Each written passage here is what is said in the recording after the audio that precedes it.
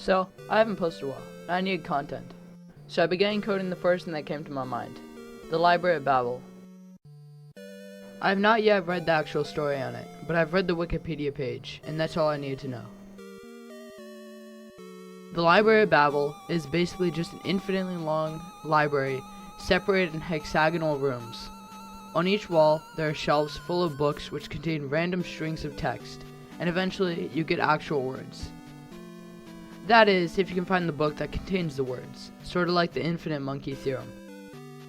After doing some more research, by reading into the Wikipedia page and checking out a recreation of it as a website, I began coding. One of the main problems I had was I did not know how I was going to generate random strings of text that are seed-based. But I was able to figure it out eventually by using random.seed. Random.seed basically turns every single randomly generated output from that point onward based from that seed. Starting off, I set some basic variables, such as an empty string of text, which is to be modified later on to hold the seed for each page. I also set another variable to hold the part I need later on, such as the chamber, wall, and shelf. I also imported OS and random to clear the console and generate the text. Next, I started defining stuff, such as find location, book, change chamber, change, and separate. All of this is so later on I can easily run through every function.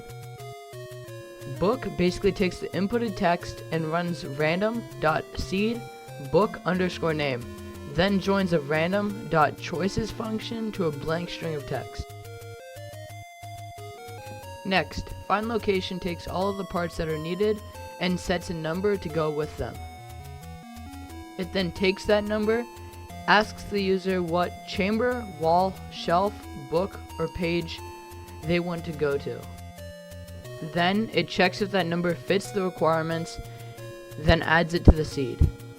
It also checks if the user is looking for the chamber, and if they are, it separates each number in the string of numbers the user inputted. And it would check if the separated number is even or odd, and will divide it by 2, and will change the odd numbers to letters. But if they were not looking for the chamber, it just adds the numbers to the seed directly. The final thing that runs is find location for the amount of parts needed. Then the program prints the seed and runs book name, and it sets it as text and prints text. Finally, after I coded all that, I got this.